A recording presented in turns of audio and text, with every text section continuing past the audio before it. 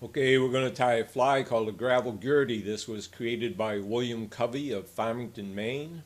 I'd like to start my thread on here and then take the yarn that is going to make the tail, trim a little bit of the front at an angle so that when I attach it on here it doesn't build up quite so much bulk and quite so much of a step where the head's going to be. And then I like to wrap the full length of the shank. And when I get down here to the end, I like to just trim this off. He didn't have a real long tail on these, so it's just a little beyond the bend. And then I rough it up a bit with this Renzetti dubbing tool, dubbing brush. Gets the curl of the yarn out of it. And I take a black and white strand of chenille and strip the chenille out with my thumb and forefinger until I just got the cores, and then I wet my finger and twist it into a noodle and attach these right at the back of the hook. Wrap my thread to the front, and I'm getting into the habit of about every time I finish a step I just tie a knot. It just seems to make my flies more durable. So anyway, this black and white body is supposed to be alternating bands of color, and some people cheat though, and what they do is they just take the two strands and they wrap up and make a spiral like a barber pole, which is fine if that's what you want to fish, but to duplicate the original pattern you should have alternating black and white bands, and you do that by starting with a couple wraps of the black or the white, whichever you prefer, and then as you make a wrap over the top. When it comes up you just twist these and make another wrap with the alternating color. So it's around, twist, around, and twist. Now you can make wide bands if you want to just by wrapping extra like that, but the original was just the around, twist, wrap, around, twist, wrap. And you do that until you get to the front of the hook.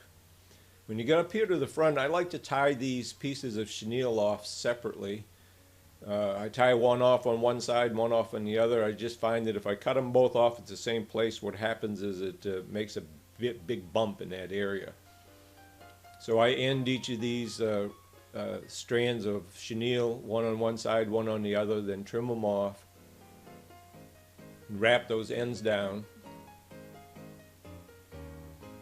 Get back to where I think I want to be, take another wrap back there. That's about the length back I want my head and where I want to start to attach my yarn for the throat.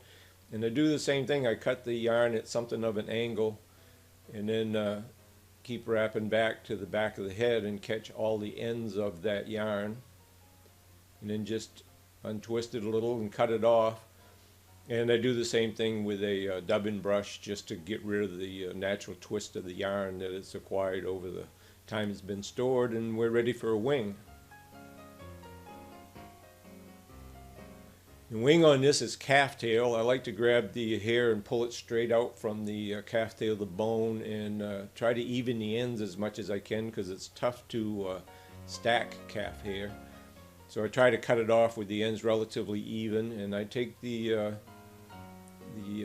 fluff out of the bottom, any dirt, any fuzz that's down there, and then I take the ends and I just pull out these long ones that are just too long. Try to even it all up as much as I can, and then size it so that the end of the wing reaches the end of the tail. I use a turn and look technique to roll this over so I can look and see that I'm tying it in the right place, and I missed. So I'm going to go back here and just unwrap and then repinch and retie, and there I got my thread in the right place that time. I'm going to make a big mistake right here.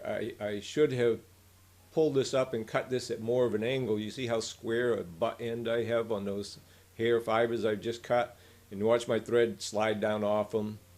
And what it'll do, you'll see it starts to just squash down. See, it all slides to the front. Well, here's how you can correct that. If you've done it one way, is just reset it, which is what you really should do.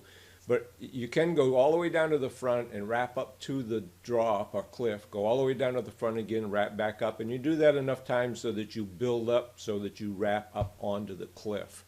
But you have to wrap from the eye up to the cliff. You can't wrap downhill and keep that thread from sliding. So with the wing, calf tail wing in there, this is the fox squirrel tail hair, and you see if I put it up there, the ends aren't very even, so I stacked it. And now you get that nice color bar and the lighter tip sticking up to the halfway point of the other wing, the calf tail wing. So I put that on, do the same pinch technique, roll it up, see if I got it right. I did, and I'm going to cut these. I'm going to use the same method. I'm going to try to cut them at a little better angle, but there aren't that many of them. But watch how I wiggle the thread in here into the butt ends. Squirrel hair is very slippery, and if you don't do things like that to help lock it in, it will come out of there. So sliding that thread into the butt ends and trapping them down individually instead of the whole clump is a good thing to do.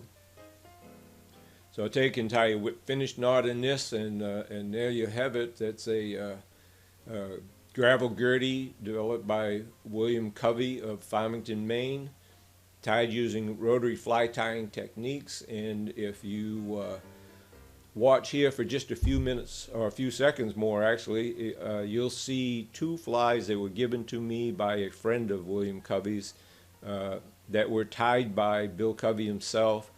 And one is tied with a white calf tail wing like I did here, and the other is tied with a black calf tail wing, in keeping with the alternate black and white. And it got that name Gravel Gertie because Bill Covey's wife walked by when he was tying it and said, "Hey, that fly looks like Gravel Gertie's stockings." And if you're a Dick Tracy fan and know who Gravel Gertie is and have ever seen a picture of her, she wore alternating black and white stockings like the body of this fly. So there's the black wing one, there's the white wing one, and those are original Bill Covey flies. Thank you for watching.